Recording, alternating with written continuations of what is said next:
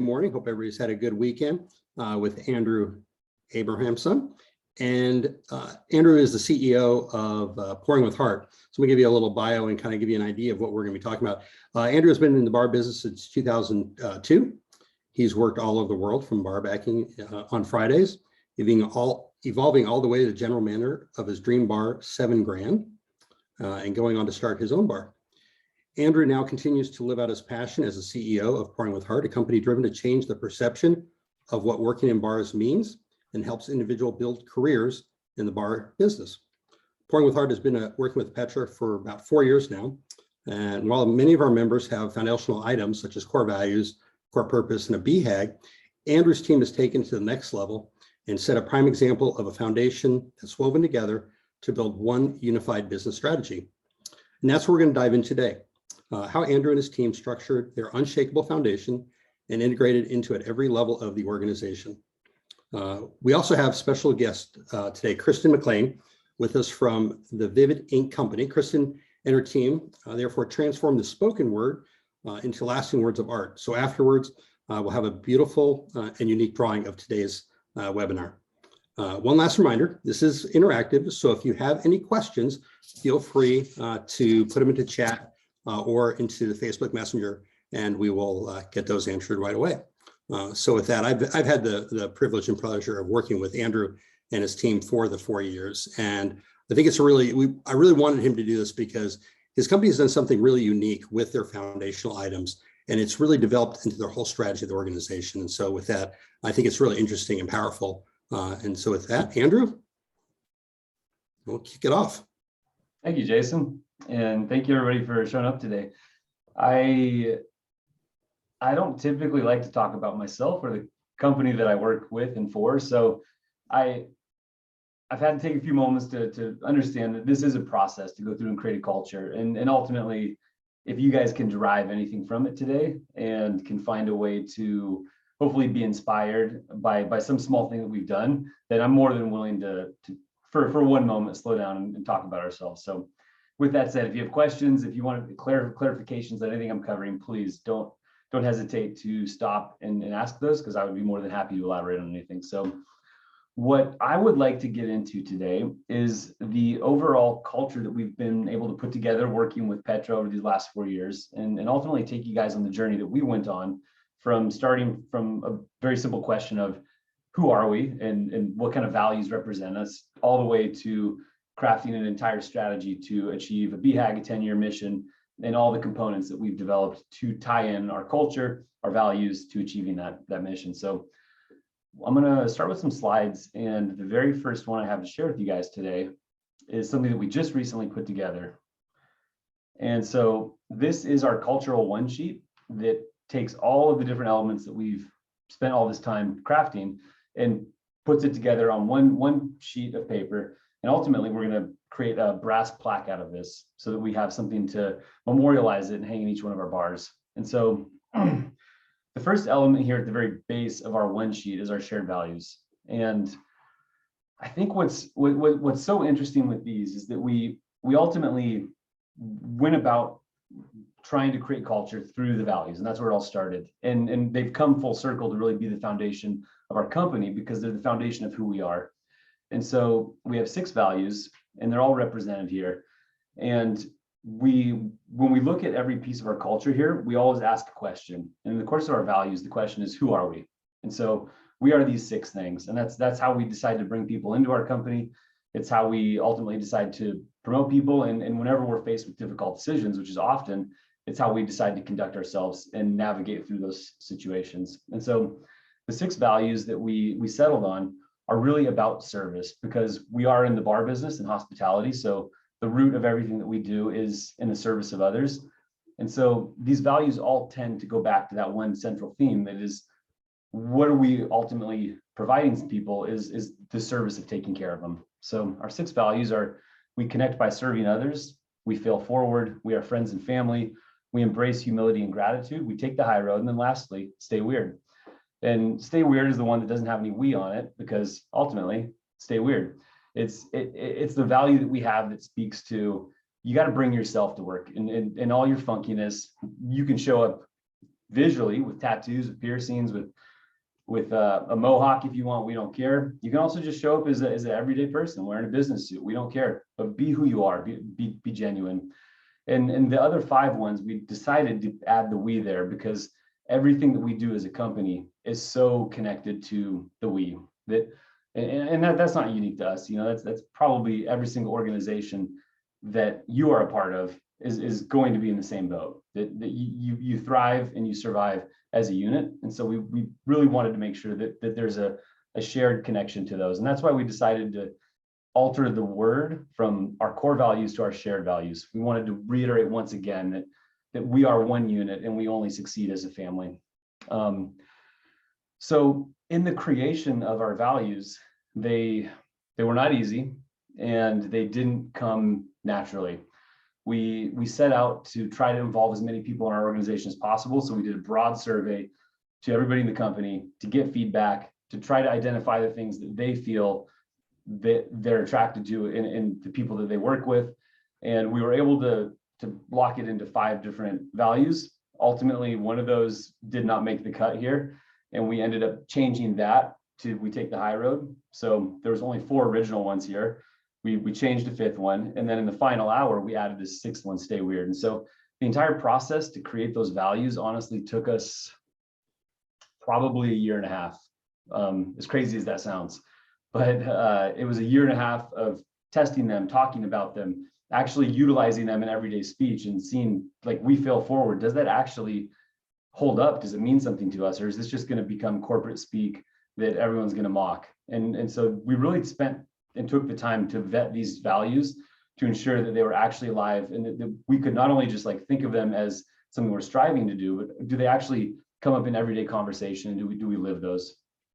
So that's where our culture all started. And then once we had the values locked in, we kind of knew that the next big step was we have to define what are we trying to do. So what's next? We know who we are, and we've come together amongst these shared values. What are we actually going to go and achieve now?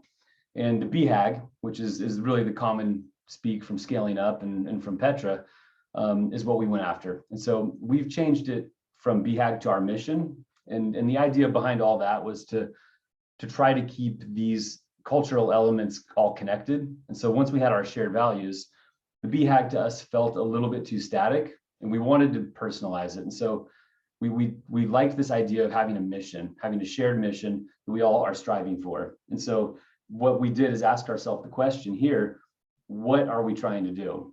And so this was another one that ultimately we're a hospitality group. The answer originally is pretty easy. Well, we want to open a bunch of new venues. Okay, that's cool, but that doesn't mean anything. So we started to go through and really think about, what does that mean? Why do we want to open all these venues?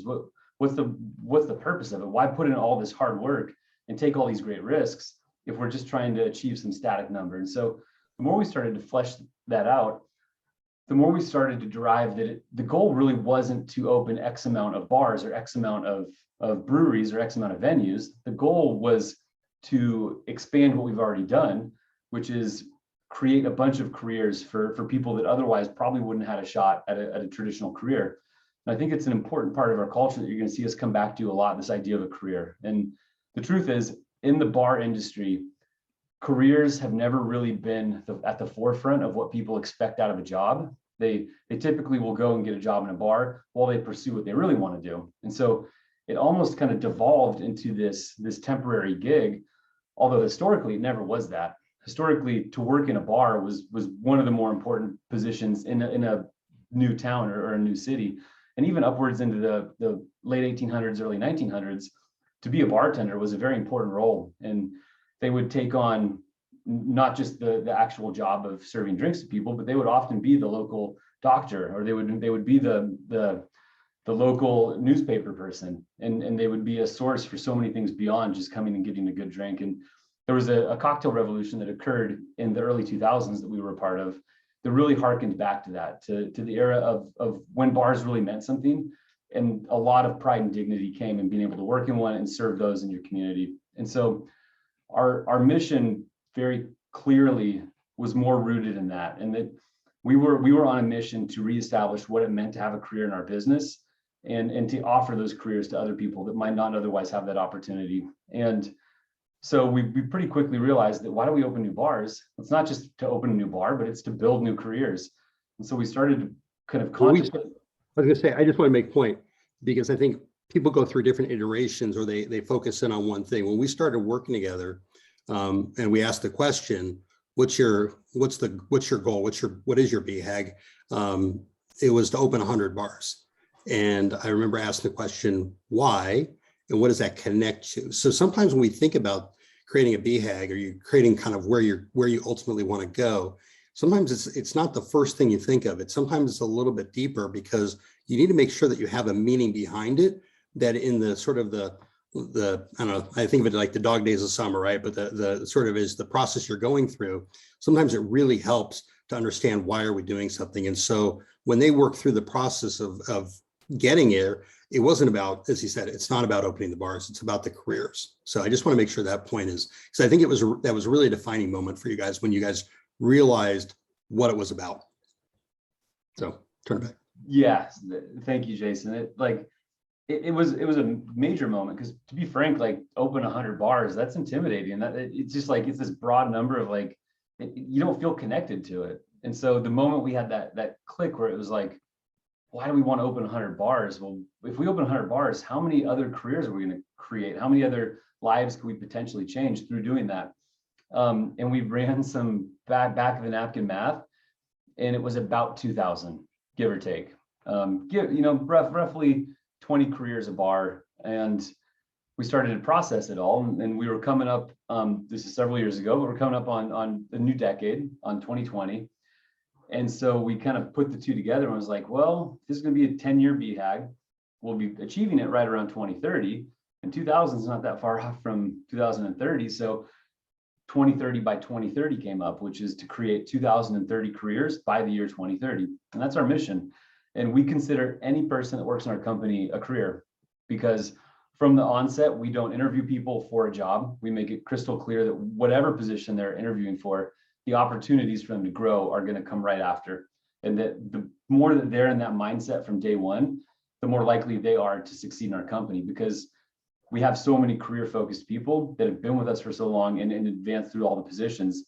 They inherently raise the level and the standard around those they work with. So if we do hire somebody who's just kind of in it for a couple of years to make some money, they're going to get self-elected out of their group, because everyone's going to be seeking something more from them. And so we really, from the interview on, we make it very clear that our company is a little different than they might experience in other bars, and that this is probably the last interview they're ever going to have, and the last job they're ever going to have to go out and seek, because we have a clear path for them to stay with us and thrive and continue to be advanced through it. And speaking for myself, I started with this company as a barback 14 years ago. So I truly is, you look around our executive team and there's personal assistants, there's barbacks, there's bartenders, and it's throughout our entire company. Our leadership team, our general managers, our bar leadership teams, they all have the same story. It's very rare that we hire somebody off the street for a position beyond barbacker security. So at that point in our evolution, shared values, felt good about that, and our mission, we knew what we were doing. And it raises this next question, which is, well, why? Like, why go try to build 100 bars? It's never been done before, to our knowledge, nationally.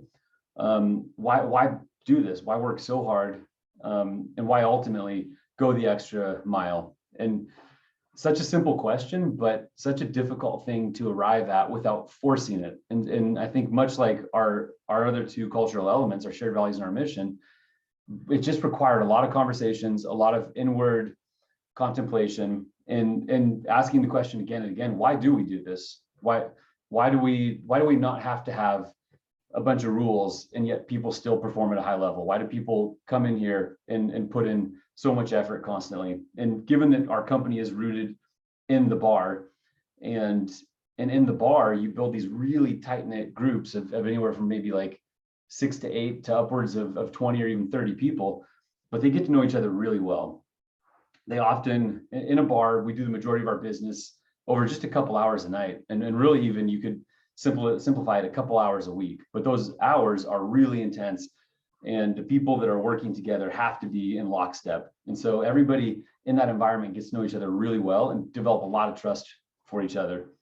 And so in the course of asking this question, why do we do this, to create our purpose, you can see it's for each other. And it was the sentiment we kept coming back to, is it's just like, we had so many long-winded, like several sentences, and we were trying to be too crafty with it and too literal with it, instead of just kind of thinking, well, why do I get out of bed? Why do I go to the bar every night? And well, you do it because for the people you work with. It's like, I'll cover, you don't do it for money. You go in there because you love who you work with, and you know that there's an added responsibility of, if you come up short or disappoint, you're disappointing them and nobody else. And inherently that makes people rise to the occasion and step up. And so that's our purpose, for each other. And how we utilize that and within our culture is to constantly make sure that we are aligning ourselves with like-minded people.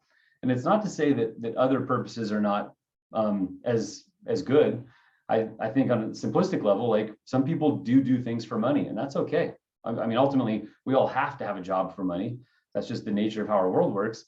But if we bring someone into our organization and into our family that is motivated by money first, they're not going to fit. They're not going to fit in, and they're ultimately not going to thrive. And so we need to be really clear with the people that we align ourselves with, that they have the same purpose as well. That above all else, they're going to show up for each other and figure out everything else down the road. And the thing I want to say, and because as people craft these messaging and these foundational items, one thing that we always state is it's not what you do, but why you do it. And so, but a lot of people, when they do their purpose, they always kind of come back to what do they do and not why do you do it. And it's important to think about it from the standpoint of, you want people who believe what you believe.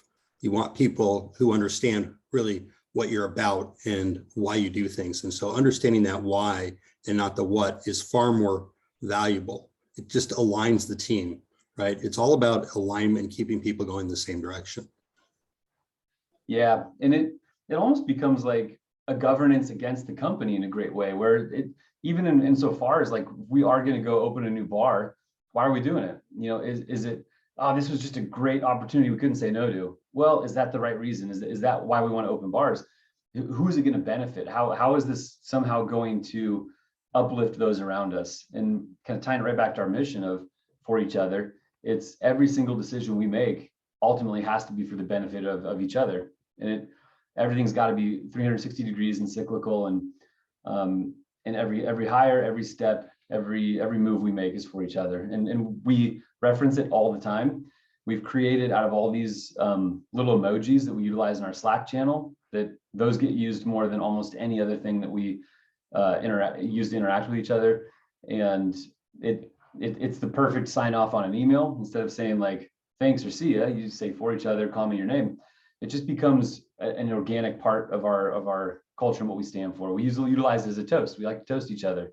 It's a nice little quick raise your drink for each other. So it's because it is short and sweet as well, we're able to utilize it in all different capacities to keep it at the forefront of our company. But at the same time, it has deep meaning to it, and it is doctrine for us, that you can absolutely, if you don't believe we're doing something for each other, then you can raise that question, and we can start to discuss it, because we hold it very, very high. So at that point, we're getting close, right? We've got who we are, we got our values, which is pretty awesome. We have our mission, we know what we're doing. We got our purpose, we know why we're doing that. That in and of itself is a pretty whole culture and a pretty whole look at what we're trying to do. And we could have stopped there, but we renamed our company to Pouring with Heart in 2019. And that process in and of itself was similar to what we did with the rest of this culture. And that we took a lot of time and did a lot of contemplation, because we wanted to get it right, but we wanted to represent ourselves. And after months and months and months of back and forth and settling on this new name for the company, Pouring with Heart, it really spoke to what we were trying to do when someone comes into any of our spots, is that we're not just serving drinks, and we're offering something much deeper than that. And that's this human to human element of it, that to pour with heart is, there's a little tongue-in-cheek literal, like, hey, the pouring of a drink, but really it's the outpouring, it's the overflowing of heart. And that there's this beautiful thing that happens when people drop their guard and really give each other the time of day and focus and are present and listen to each other with their hearts, that you get these really deep, rich moments. And ultimately those are the best moments in a bar. And so we actually have written a book now called Pouring with Heart that really goes into depth about what that is. It's a verb. There. Thank you, Jason.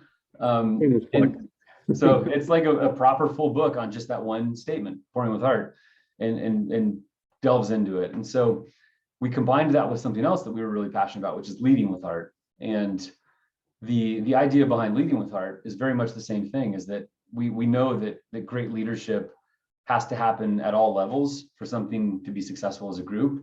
And you can truly lead those that you are assigned to lead, but you can also lead those that you are not necessarily organizationally supposed to. Leadership can be 360 degrees. Like, so we've explored this idea: what is to lead with heart, and what is it to lead? And those two concepts combined have really laid down the core doctrine of our company and informed kind of who we are and what we stand for most. And so through the process of contemplating what those two things are and bringing them to life, we started to think about, well, what about a vision? And in some companies, I think they choose either vision or mission, or they're interchangeable. And we did a ton of research on it. There's not really a leading school of thought on which one of those is what it is, and are they the same or different. And we really felt like a vision needed to be something else for us. And it answers one final question, which is, where are we going? It's the part of our culture that's infinite, whereas our mission is very finite. Once we get to 2030, both in careers and the year, it's over. We've achieved that mission. But our company, of course, is still here. And our promise to our people, our purpose, is still very much alive. So we're going to be forced at that point to come up with a new mission, because we do this for each other. We're building careers, and we are a team and a unit. And so we need something deeper to guide us into what that mission will be. And there's no way we can even contemplate what it is at this point. We're still focused on our current mission and BHAG of 2030, but this vision is that guiding light. And so this idea of pouring with heart and leading with heart, that wasn't fully enough. And so what you are going to see here is that we blacked out our vision. That's because we just came up with it, and we haven't launched it in our own company yet. So I wish I could speak more to it, but I don't even want to insinuate. But it's the idea is that we've established something that we believe to be infinite, that really stands for what we're trying to do in this world, how we're trying to have some lasting value, and that ultimately, when we all decide to retire, that we can create a company that outlives us, that's generational, and that has a deeper connection to humanity. And pouring with heart and leading with heart are truly how we achieve that. And so in the simplest of ways, you could say that, like, pouring with heart and leading with heart are our how. So we know who we are, we know what we're doing, we know why we're doing it. All right, this is how we're going to do it. And then ultimately the vision is, where are we going? So those are those 5 questions that we have asked ourselves through this process. And we're very excited to launch this mission. Our vision, I'm sorry. We're having this made into brass plaques, and they look beautiful. And as soon as those are done, as most of you know, there's some supply chain issues going on in the world right now, so it's a little slower than we would like. But as soon as it's done, we're going to launch it with our entire company, and this will be it. The culture will officially be done, and these will be the pillars that we'll be able to stand on. And of course, once we get to 2030 and achieve our mission, we will need to go ahead and create a new one of those. But that'll all be derived from everything else we've created. So yeah, one thing I want to just point out is recognize for everybody, like we said, we've been working together for about 4 years, and we're just really finalizing the vision. So a lot of times people are kind of like, what, they want to go and just kind of get it done. It's kind of, you want to really revisit these things because they are meaningful, they do last. And so you want to really understand what that looks like. We do have a question about the vision, which is what are you doing to launch it? Like, how are we planning on launching it internally within the organization? Yeah, so we operate in 3 different states, and we're primarily in California right now. So the bulk of our team is located there. So we're going to do it in person. We're going to get everybody together. So we're in Denver, we're in Austin, Texas, and we're in Los Angeles and San Diego. So the Austin and Denver teams would be easier because they're not quite at the same size. But we'll get them all together, and myself and the founders said, we put together a presentation to talk through how we arrived at it, what a vision means to us, and ultimately why we believe it's of value to them. And then we'll present them each with a plaque. They get to decide where they hang that in their bar. And then from there, we're constantly coming up with ways to try to create something with these cultural elements that people can utilize in their everyday life. So after this, we're going to get into a little book that we've created that has all of our culture in it. We'll be creating one of these that incorporates the vision into it in a big way. All of our cultural elements have logos that are tattoos. So at the vision launch, we'll have a tattoo artist there. We've created a tattoo logo for the vision, which I wish I could show you guys today because it's awesome. But hopefully we'll be giving out lots of tattoos. And then the typical kind of swag bag of, hats, buttons, socks, t-shirts, stuff like that. I want to make sure people understand. So these are just the kind of wet and stick on your arm kind of tattoos, Andrew, or what kind of tattoos are you talking about? You get a choice of dark blue or black ink. Yeah. And once you go for it. Yeah, the amount of people that, and this is what, when we started working with them and working with the core value symbols, and you'll see those in a little bit, the amount of people that line up to get their tattoos it's deep. So it's really impressive when you say, how much can you make culture be part of it? You got people living it and willing to, put it on their arms and wherever else they put them. So yeah, everywhere. Yeah, and obviously we have people that are maybe compared to other companies more inherently open to the idea of getting a tattoo, but we have a lot that aren't. I have one tattoo and it's company tattoo. So they're pretty awesome, but there's also very, very few ways to be more clear where you stand than inking it on your body. So we take a lot of pride in that. And so that's how we'll launch it. And I guess in the context of those launches too, is we will obviously prepare something to discuss, but ultimately we lean heavily into something called the Harkness method, which is a way of teaching that is really teaching through discussion. So it's just moderated discussion. So we like to follow that up with our teams and open it up to actually converse about it. And it's hard in a big group like that, but nevertheless, I think if our launch is successful, it's not so much us sitting there and telling them, it's them then interacting and they start to have that discussion of what the vision means. And if you're not able to get it to move into ultimately everyone in the organization, then it means nothing. So we need to get it into their words as soon as possible. And we also, if you look at our Instagram and social media channels, we have a position in our company that solely goes around and videos people, interviews them and posts those. And so there's a lot of discussion in the context of that, of our culture. And we just try to keep it at the forefront of what people talk about. And as long as it's doing that, then it's working and it's doing its job, and the vision will be the same. So we don't ever want to tell somebody, hey, this is the definition, this is how it works. It's like, no, you tell us what it means to you.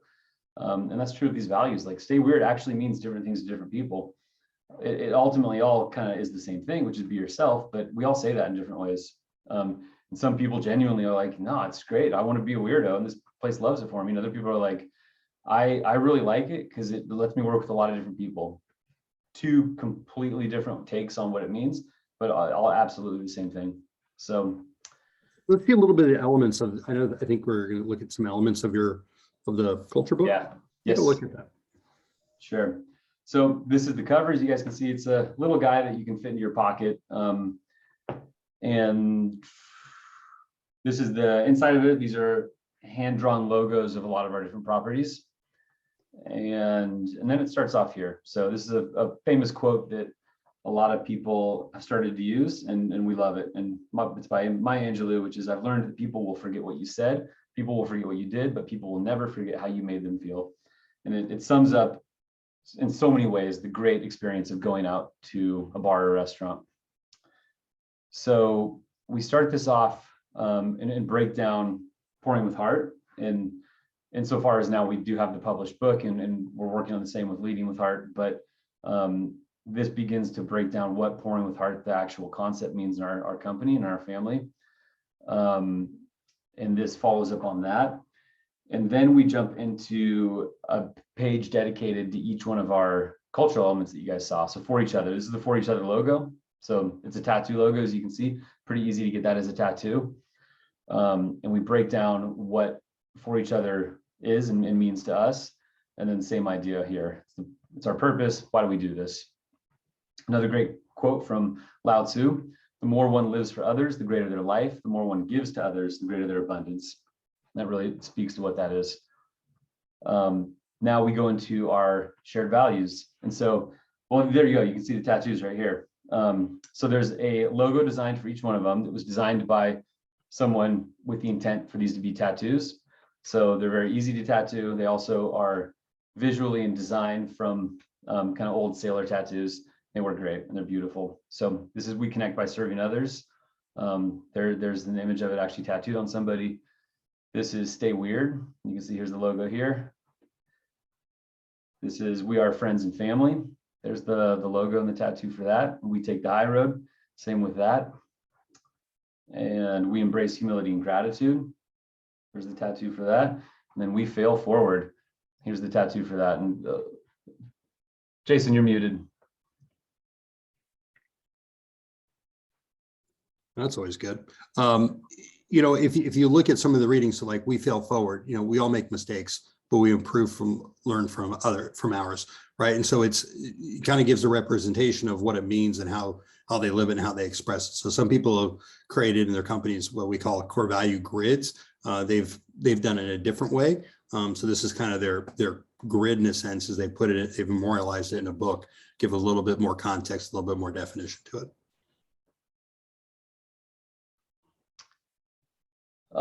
And then here you've got our mission, 2030 by 2030, what we do.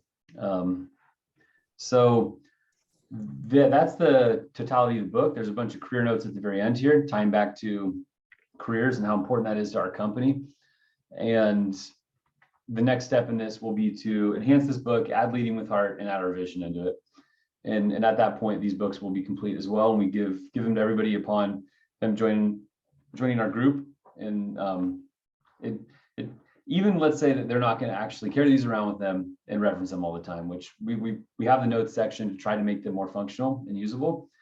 But even just the moment at the beginning, being able to sit down and be handed this, it at least conveys that this stuff is important to us, and this is the key to unlocking our success as a group, but also their success individually as part of the group, and because they're one of the same. We're only going to succeed as they succeed in their own careers, and so as long as we're able to have that moment with them and just try to one more opportunity to convey that this is a little different than maybe you're used to in the past. I'm sure you've probably started a company and day one onboarding, they've shared with you their values. We're trying to kind of break it and slow it down and get them to stop and pause and think, there's something about this that's different. And so I don't think there's one great thing you can do to convey that. It's a lot of little things that are consistently done. And then eventually someone does become part of that culture. And some people, it happens immediately. They're just like, I get it. I love it. Everything you're doing is so cool. I want to be a part of it. And other people are a little more resistant. And that's just different strokes for different folks. You got to be patient. But ultimately, we're so committed to this that we're not going to bend on it. I mean, this is us. And we know that this is the higher purpose for us all. But how people choose to get there and choose to understand it and experience it is completely up to them. So that's our culture book. And then we also wanted to show you today this. So you could think of this like our org chart. It's done a little differently. And it starts here with our flywheel. So the flywheel concept is from Jim Collins, from Good to Great. And we really got inspired when we were talking about that and spent a lot of time thinking about how we could incorporate it in our company. We didn't want it to be just another element. Like you guys can see that culture one sheet, while it's simple, it's still a lot. There's a lot for people to take in. So we wanted to be cognizant that the more elements we add, the more we diminish the power of each one of them. So we're very specific about when we do bring in something to our overall structure. But we felt the flywheel was really important because to us, the flywheel really breaks down how does the whole company work together? How do the teams work with each other? How does this whole organization dance together seamlessly so that we can actually be successful? And that's where the flywheel really clicked for us. It was less about things we do and more about the people that do them. And so our flywheel has 5 different teams on it, which are the 5 teams that are represented on our executive team, which we call the E team, which you can see here in the middle. So we took all of the 5 main functions of our company, which is people support. That's our version of HR. A little different because they're so focused on the growth of our people from within. So they're there to actually administer benefits and make sure that we're in compliance and all that stuff. But really the value that they contribute to our company is growing our people. And so that's their main focus in their day-to-day. So people support is one big part of our company. Acquisitions, we're a high growth company. We've promised our people a lot of growth. To do that, we need to acquire new spaces, but we want to do it in our way. We want to do it from a human point of view and really benefit all those that are a part of those deals. So we have an entire team dedicated to that. Then we have a team dedicated to development, which is once we have bars, we have to develop them into something. And sometimes that's from just a fresh lease and we build something from the ground up. Other times that we take a property that needs a couple tweaks and updates. So they handle all that. And then operations, who operates our bars, and finally finance that creates the financial ability to do all this. And so these flywheels actually do kick into each other and get it spinning. So if you start here at the top with people support, they're building careers. So they're getting people ready for promotion. Once we have a bunch of people ready for promotion, we need to get new bars so they can get their promotions, because we promised them that this is a career and you can grow. So people support gets all these people ready for a promotion. Acquisitions then has to go get bars so they can get promoted. Once acquisitions goes and gets us new bars, we need a development team to actually develop them into something that we can open and operate successfully. So then development takes what we acquire and goes and makes those into a Pouring with Heart bar. Once they're done and it's ready to open, they give it over to operations. And operations' job is to build regulars. And that's another way, a different way that we look at it, that our bars are not meant to be places that you just come to once because you heard it was great. They're meant to be places that you come into and you instantly feel that this is different, and you feel at home and you really connect with the people that are there and you come back.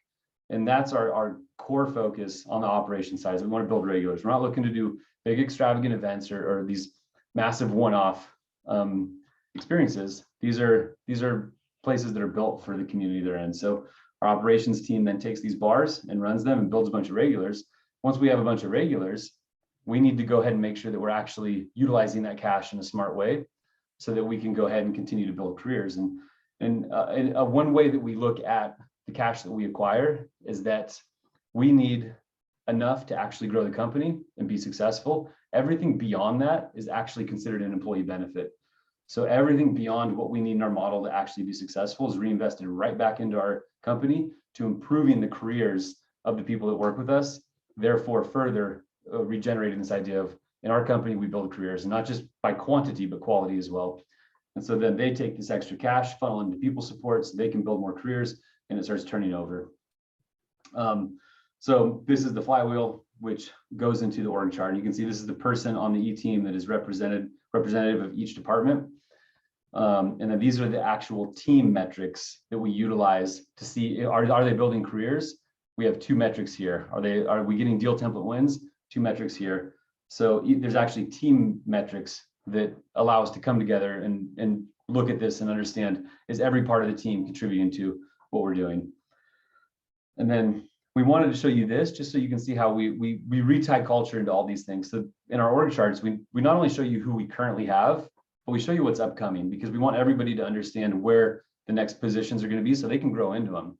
We want to find the opportunity to promote from within. So we always have on our org chart the current structure and the upcoming, so that any one of these teams can look at it and be like, that's a position I'm interested in. They can start having those conversations right away, so we can make sure that they're doing the work they need to get that promotion when it comes available. So same with the E team, acquisitions team, brand new to our company, so it looks kind of lonely right now, but even in a small team like that, we're growing and hopefully fast.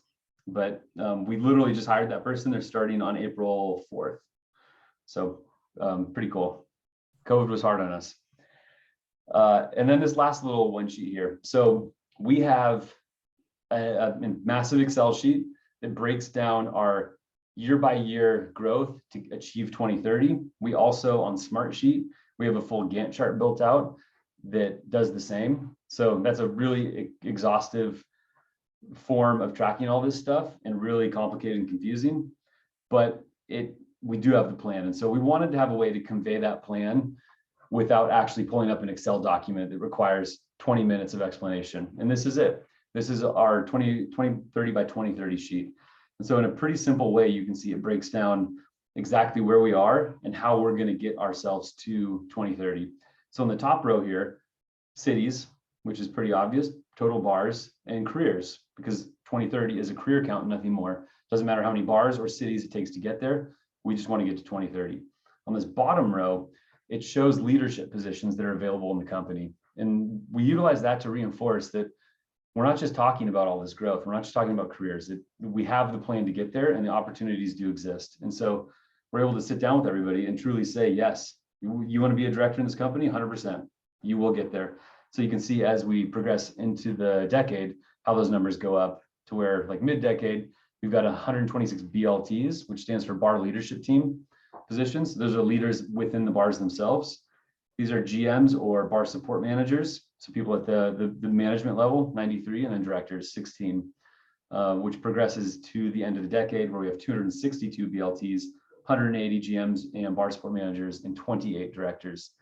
And I always like to point out, these are conservative numbers. We intentionally did that to ensure that they're achievable. I think we're going to blow it out of the water, but we can at least commit that we'll get this right here.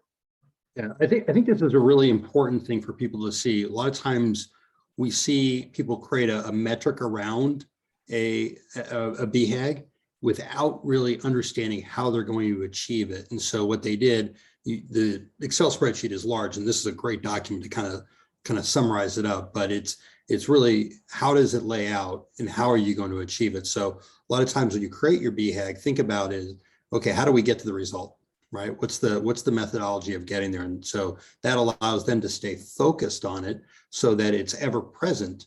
I don't know that I've ever really had a conversation where this hasn't been discussed, or in a planning session where we haven't talked about 2030 by 2030. And so when we, just as you create your own BHAG in your own organizations, think about how's it going to impact you? How do you talk about it every day? Is it something meaningful? Have you built it out so you know how you're going to achieve it? Or is it just kind of the wish, right? They've taken what I consider to be that big wish and said, well, this is how we're going to get the big wish done, right? And so that takes it from really being that wish to more of a reality. Like you said, there's no question you're going to not achieve it, right? It's because it's on paper, you understand what that looks like and how you get there. I'm going to leave this presentation up here in case there is any desire to relook at a certain document, but if not, I'll stop the screen share. We can. Here's a question I have is, Andrew, maybe you could answer it. Is people are on here and they might be in different stages of where they are in the process of whether they're working with us or not working with us. Maybe they're just doing this on their own. How would you tell, this is a pretty full stack, and I think everybody is probably noticing that and thinking about what they have in their own world. How would somebody go ahead and start? Like, where did you guys start, and how did you process through that? Can you kind of walk through the way you guys did this? Yeah. It just an immense amount of conversations. So, like, frankly, the beginning of it came from reading Scaling Up. We knew we had achieved our original growth goal, which was 10 bars in 10 years. We did it, and it was hard, and we wanted to know what was next. And so we started just having conversations endlessly about what do we do. And I think through going to a Scaling Up summit in New Orleans, we were connected with Petra and started working with them. But same kind of idea, we just kind of came to the table vulnerable and said, we're in need of help. We believe what we do is of quality, but we want to do more of it. And I think that, like, in the process of actually creating the content, then it's about actual implementation and execution. Like, how do you communicate what you have? And I think that has just been about simplicity the whole way through. Every time that we've created something that's been too complicated, it's like, how do we just how do we bring this down to be simpler, clearer, and get to the heart of what we're trying to convey? And I think even with what we have, this stuff still is confusing to people. It's still overwhelming.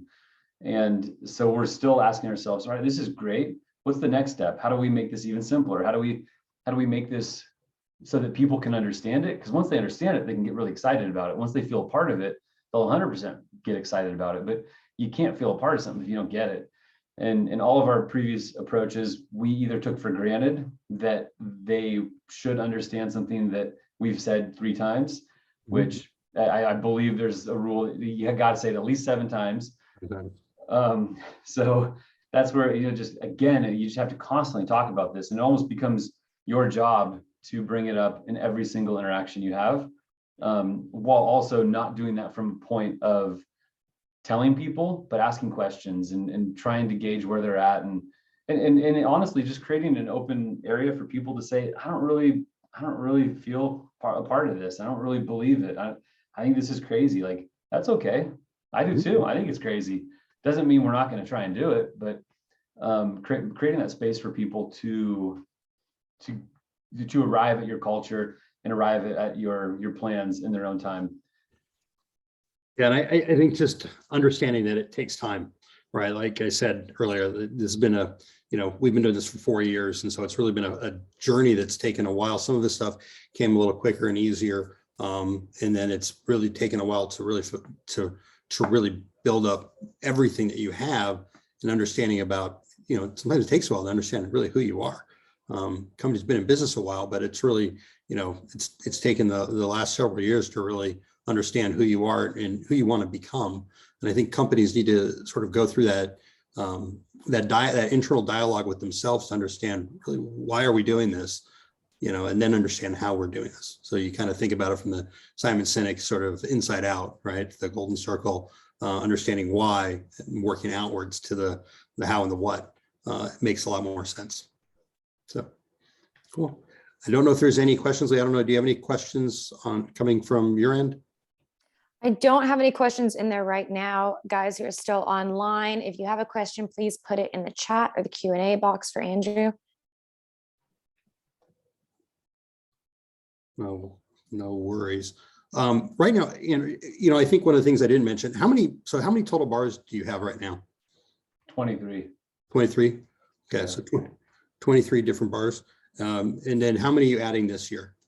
9. So everybody kind of get an idea of really the trajectory. Obviously, COVID was not kind. So it's one of those things, right? So we're sort of in the rebuilding of where things are. We do have a question. What's your biggest cultural challenge right now in the bar business? Biggest cultural challenge in the bar business? I think that coming out of COVID, it's belief that this is a stable, safe, secure place to be. There's just a lot of fear and insecurity, and it's getting better, but it's tough because we were mandated to be shut down by the government. And so, we would be liars if we sat down and said, all right, guys, we're through this. Everything's going to go back to normal. We just don't know. And particularly operating in states and cities that have proven that they're willing to go to the extremes to shut us down. We did make a pretty strong effort in coming out of COVID to tackle the question of what is an essential business and what's a non-essential business, because we were painted very clearly as non-essential and thought of in many cities to be not only not important, but actually detrimental. And so we wanted to come back, and we wanted to strive to make ourselves so essential to a city and a community that should there ever be another pandemic, they wouldn't shut us down, because it would create such issues. And so one of the positions we created coming out of this is called Community Support Manager, and they're part of people support. And not only do they take care of our people from within, but they actually go out and create community. And so they'll go and find ways to tie us into the deeper community and become a pillar of that city, so that if and when this thing ever happens again, hopefully people pause and slow down and say, well, this is truly part of our community. How do we work with them? Not just oppose them, but that's been a tough one. Yeah. All right. Someone's got a fun question. Does anybody have all 6 core values tattoos? I don't think so. That would be cool. We should ask that question. A lot of people have 3 or 4. but gosh, all 6 of them, huh? I don't believe so. I'll find out. I'll have an answer. Yeah, they're saying, asking if there should be a prize or something if they get all 6. I think that's funny. And we got another question from James. What do you see as your biggest opportunities as it relates to working with Petra as your firm's coaching partner? Biggest opportunities. I think that as we grow, like we've got a really stable group right now. We've, especially over COVID, the benefit of it was that we bonded even deeper. And so as we grow, the biggest opportunity is going to be able to grow with systems that help us and don't prohibit us from still feeling small and tight knit. And I guess what I mean by that is, I think this is from Atomic Habits, but he says in that you don't rise to the level of your goals, you fall to the level of your systems. So I think everybody here agrees, like really good systems are essential. But I think ultimately really good systems can actually give you an opportunity to fail on culture. And most companies do that. I worked for a lot of big corporate companies prior to the one that we're with. And man, their corporate speak is so hollow. And I think that because they have such good systems, they forget that still comes first. And so the opportunity with Petra is to continue to have us build systems that help this company grow while not letting our culture fall by the wayside. And that was really clear when we first, like our first session together. The common thread that came out of it from everybody in the room was, we're not corporate. And so for us, it was always being mindful. I think that, we weren't building, the idea was to keep you guys who you are and keep your culture as part of who you are, as opposed to, are we turning you into some, corporate system? I guarantee anybody who walked into a planning session today would realize it's not a real formal corporate situation. And then we got another question is, when did you roll out your core values initially, and how did that go? How did you roll those out?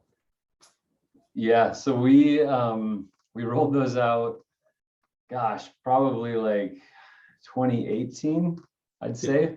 And it didn't go good. In the sense of just like, we didn't really have them solidified, and we did change them a couple times. We added one, changed one. We even at the time, I think I have it right here. Yeah. So this is just, we have multiple of these, but this is like one of the ones that we created, which would go in every bar. But you can see down here, it says enriching communities through connections. I don't even know what that was, but at one point we thought it was important. It's gone. And so I think that how we launched it was similar, where we just got everybody together, talked to them through it. Fortunately, with the value side of it, we did have feedback from everybody, but it was tough. Like because I think everyone's just pausing and waiting to see if you follow through on it. Do you actually stick to what you're talking about? Or is this gonna, in 6 weeks, another problem's gonna arise and we'll forget about the values? And so we knew that we just had to stay on it and be consistent. And in time, people would actually be like, oh, this is cool. They actually meant what they said, and they stuck around. And so the launch didn't go good, but it's like, lose the battle, win the war. Ultimately, the values have become an intrinsic part of what everybody connects to in our company. So we got two more questions. One is, what type of activities do you do to engage your team?